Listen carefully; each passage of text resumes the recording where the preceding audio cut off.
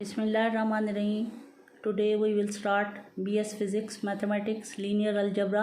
Paper का number है 01103. Teacher name है राहिला इकबाल. चैप्टर है ग्रुप का.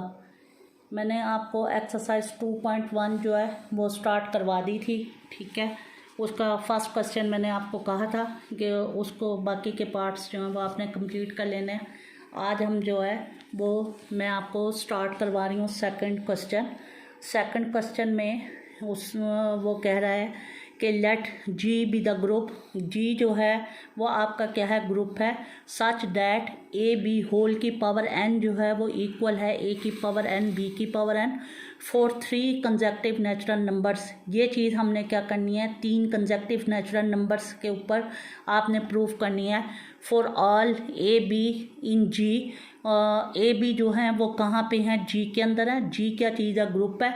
Show that G is abelian. हमने ये प्रूव करना है कि जी जो है वो अबिलियन है. अबिलियन क्या होता है, मैंने आपको बताया था कि जहाँ पे कम्यूटेटिव लॉ होल्ड कर जाए, a b is equal to b आ जाए, तो उसको हम कहते हैं कि वो आपके पास अबिलियन ग्रुप है. सबसे पहले हम स्टार्ट करेंगे. उसने कहा 3 कंसेक्टिव नेचुरल नंबर्स. सबसे पहले मैं स्टार्ट कर रही हूँ.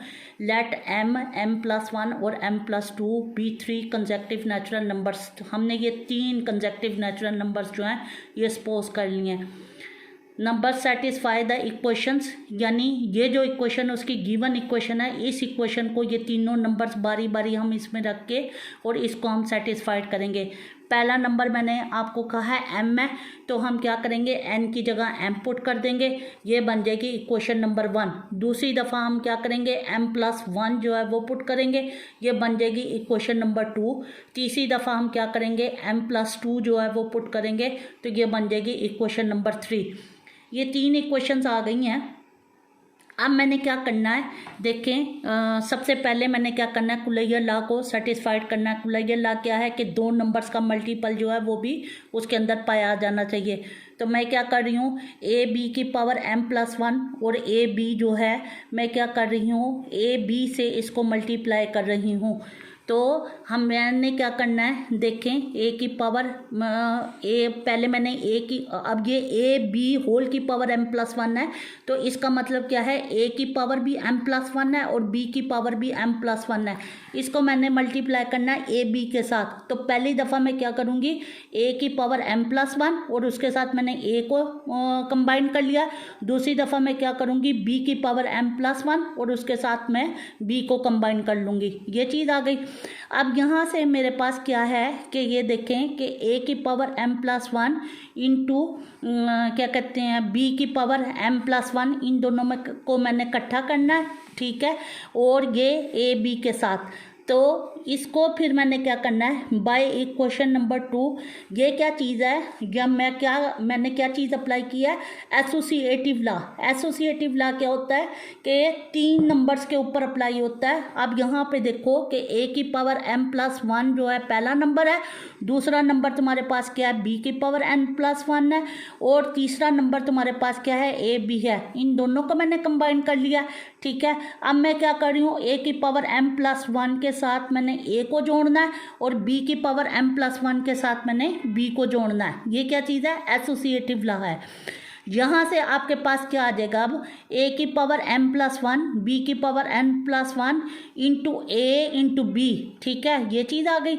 यहाँ से मेरे पास क्या आ जाएगा, ए की पावर m+1 इंटू ए. अब मैंने क्या किया है, क्योंकि एसोसिएटिव लॉ हम ब्रैकेट्स को आगे पीछे कर सकते हैं, उनकी वैल्यूज़ को आगे पीछे कर सकते हैं. अब मैंने पहले क्या किया, ए लिख दिया और बी को मैं बाद में लिख दिया, और इसके साथ ये बी के साथ ये बी को मैं कंबाइन करूँगी. ये भी आपके पास क्या है, एसोसिएटिव लॉ के ज़रिए ही हम ये चीज़ कर रहे हैं. अब यहाँ से आपके पास क्या आ जाएगा, ए की पावर m+1 बी की पावर n+1 इंटू ए. और यहाँ से देखो, ये यहाँ पे ये बी है, यहाँ पे भी आपके पास बी है. अब वो यहाँ मैं क्या करने लग रही हूँ, राइट कंसिलेशन लॉ जो है उसको अप्लाई करने लग रही हूँ. राइट कंसिलेशन लॉ मैंने आपको पढ़ाया था कि बी ए किसके बराबर हो, सी ए के. तो ए जो है वो ए से कैंसिल हो जाएगा. अब यहाँ पे आप फोकस करो, यहाँ पे आपके पास ये बी है, यहाँ पे भी बी है. तो राइट कंसिलेशन लॉ के जरिए मेरे पास ये बी मैं ख़त्म कर दूंगी, तो बाकी आपके पास क्या रह जाएगा. अब यहाँ देखो, ए की की पावर m प्लस 1 है, यहाँ पे क्या है a की पावर m प्लस 1 है। तो मैंने क्या किया है, एक a को a की पावर m प्लस 1 का मतलब क्या है, a की पावर m इंटू a, यहाँ पे भी a की पावर m इंटू a, तो a जो है वो a से कैंसिल हो जाएगा, तो ये हमारा क्या है, राइट कैंसिलेशन ला। बाकी आपके पास क्या रह जाएगा, a की पावर m रह जाएगा, ठीक है। यहाँ से भी a की पावर m रह जाएगा, एक a हमने ख़त्म किया और एक हमने b को ख़त्म किया, ठीक है। अब यहाँ से आपके पास क्या आ गया, यहाँ से आपके पास क्या आया कि ये a की पावर m इंटू बी की power m plus 1 into a, ठीक है। b हमने ख़त्म कर दिया, ये चीज़ यहाँ से हमने a के ख़त्म किया, यहाँ से भी मैंने a के ख़त्म किया, ये वाली लाइन हो गई। अब ये नीचे चले जाओ, यहाँ पे आपके पास क्या आ जाएगा, a की पावर m b की पावर, अब ये देखो when bases are same then powers will be added or subtracted। हम क्या कर रहे हैं, b की पावर m प्लस 1 है, मैंने एक दफ़ा b की m लिख दिया, साथ मैंने b लिख दिया, यानी इसकी पावर b की पावर 1 है, इन दोनों की बेसिस सेम है, तो ये क्या बन जाएगा, m प्लस 1। तो मैं इस तरह से लिख सकती हूँ, तो यहाँ से क्या आ जाएगा, b की पावर m इंटू बी ए, यहाँ से आपके पास क्या है, a की पावर m, और यहाँ पे आपके पास क्या बच जाएगा, b की पावर m प्लस 1, यानी मैंने इनको इकट्ठा कर दिया है, a की पावर m इंटू a को। यहाँ से अब फिर ये बेसिस सेम है तो पावर ऐड हो जाएंगी, a की पावर m इंटू a, तो वो क्या बन जाएगा, a की पावर m प्लस 1। अब यहाँ पे आपके पास क्या रह जाएगा, a की पावर m b की पावर m इंटू बी ए, और ये आपके पास क्या बन गया, a की पावर m प्लस 1 b की पावर m प्लस 1। अब मैंने क्या किया, ये a की पावर m और b की पावर m इंटू बी ए। अब ये देखो a और b, इसकी पावर भी m प्लस 1 है, इसकी पावर भी m प्लस 1 है। जब भी हमारे पास पावर सेम होंगी तो उनको हम कंबाइन करके एक ही लिख सकते हैं। तो मैं क्या करूँगी, क्योंकि a की पावर भी m प्लस 1 है, b की पावर m प्लस 1 है, तो मैं क्या लिख दूँगी, a b की पावर m प्लस 1 बन जाएगा, ठीक है। ये चीज़ आ गई। अब यहाँ से आपके पास ये देखो, यहाँ पे भी फिर मैं वही चीज़ अप्लाई कर रही हूँ कि a की पावर m और b a b, वो इसकी टोटल a की पावर भी m है, b की पावर भी m है, तो इसको मैं लिख सकती हूँ a b की पावर m, और यहाँ से क्या बन जाएगा, b a। यहाँ से आपके पास क्या है, ये चीज़ आ जाएगी। अब इसको ये m प्लस 1 है, फिर हम इसको m प्लस 1 को लदा कर देंगे, a की पावर m बन जाएगा और a b, तो बेसिस सेम है, तो ये इसकी पावर 1, तो ये m प्लस 1 यानी ऊपर वाला ही आ जाएगा।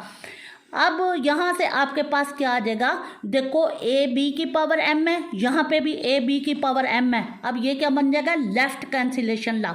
लेफ्ट कैंसिलेशन ला से यहाँ से भी a b की पावर m, यहाँ से भी a b की पावर m खत्म हो जाएगा, बाकी क्या रह जाएगा, b a is equal to a b, और b a is equal to a b जो है ये किसकी कंडीशन है, या अबिलियन ग्रुप की कंडीशन है। तो यही चीज़ हमने प्रूव करनी थी कि 3 कंसेक्टिव नंबर्स को जब हम 3 कंसेक्टिव नंबर्स को हमने लिया है और उसको हमने ये ग्रुप भी प्रूव कर दिया, और साथ ही हमने ये प्रूव कर दिया है कि ये हमारे पास क्या है, अबिलियन ग्रुप है। ये हो गया आपके पास क्वेश्चन नंबर 2। अब क्वेश्चन नंबर 3 देखें। क्वेश्चन नंबर 3 में वो कहता है शो दैट द सेट 1 बार 2 बार 4 बार 5 बार, ठीक है, 7 और 8, ठीक है। यहाँ पे बीच में 3 मिसिंग है, तो 3 आपने क्या, वो 3 नहीं है, ये आपने जहन में रखना है। 1 2 4 5 7 और 8 under the multiplication modulus 9 is group. हमने मॉड 9 के तहत इसको, इस चीज़ को हमने क्या करना है, इस सेट को ग्रुप बनाना है। तो सबसे पहले मैं इसको जी का नाम दे दूंगी, और बाइनरी ऑपरेशन उसने कहा अंडर मल्टीप्लिकेशन, तो सबसे पहले मैं ये बताऊंगी कि बाइनरी ऑपरेशन जो है वो क्या है, मल्टीप्लिकेशन है मॉडुलस 9 पे। हम इसके 2 एलिमेंट्स सपोज कर लेंगे कि 2 एलिमेंट्स ए बी जो हैं वो जी को बिलोंग कर रहे हैं, और फिर a b, a dot b यानी मल्टीप्लिकेशन, ए को अगर हम बी के साथ मल्टीप्लिकेशन करते हैं तो आर आता है, और आर क्या चीज़ है, रिमाइंडर है, यानी अगर हम 2 को मल्टीप्लाई करके उसको डिवाइड करेंगे तो वो हमारे पास क्या आएगा, आर आएगा। इसकी जस्टिफिकेशन जब मैं टेबल बनाऊंगी वहां से मैं आपको समझाऊंगी कि इसका क्या मतलब है। Where are is the remainder after dividing by 9, यानी मैंने जिसको भी 9 पे डिवाइड करना है तो वो जो बाकी बचेगा वो क्या होगा, रिमाइंडर होगा, उसको मैं R से सपोज करूँगी। आगे आगे मैं टेबल बनाऊँगी तो बताऊँगी। अब आगे हम कहेंगे कि for the multiplication table G we observe that the elements in the table belonging to G multiplication modulus 9 is closed G।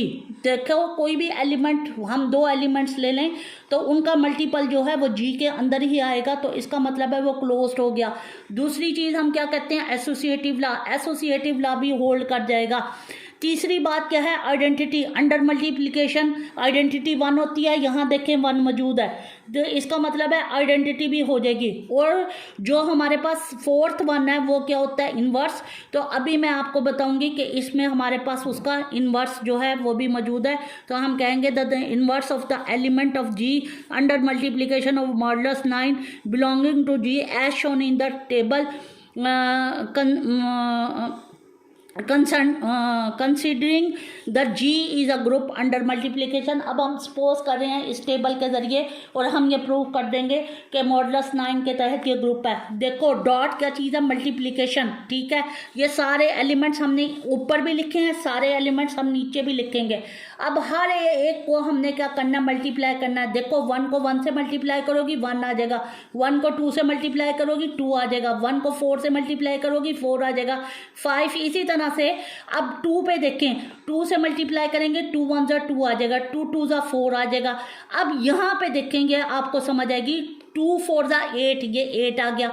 अब ये नेक्स्ट यहाँ पे आपने समझना रिमाइंडर वाली बात। अब 2 5 जा 10, अब 10 है तो हमने क्या करना है कि 10 को हम क्या करेंगे, अंदर रखेंगे, ठीक है। ये 10 आ गया, इसको हम क्या करेंगे 9 पे हम डिवाइड करते हैं, तो 9 1 जा 9 आ जाएगा, बाकी कितना बच जाएगा 1। अब यहाँ देखो जब हम 2 को 5 से मल्टीप्लाई करते हैं तो रिमाइंडर हमारे पास क्या है, ये चीज़ आपके पास रिमाइंडर है, जिसका मैंने आपको कहा था कि मैं आपको बताऊंगी वहाँ पे, कि यहाँ पे मैंने आपको बताया था कि ये चीज़ जो है ये रिमाइंडर है कि हमने क्या करना है, उसको डिवाइड करना है। अब देखो यहाँ पे यही चीज़ मैं, वो रिमाइंडर वाली बात जो मैं कह रही थी टेबल में, कि जब हम 2 को 5 के साथ मल्टीप्लाई करते हैं तो क्या आता है 10। 10 को हमने क्या करना है 9 पे डिवाइड करना है, तो बाकी रिमाइंडर क्या बचेगा 1 बचेगा, तो ये 1 सारे के सारे ऐसे ही होंगे।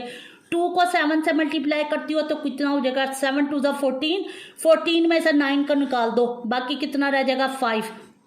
8 2 जा 16, 16 में से 9 को निकाल दो, बाकी कितना बच जाएगा 7।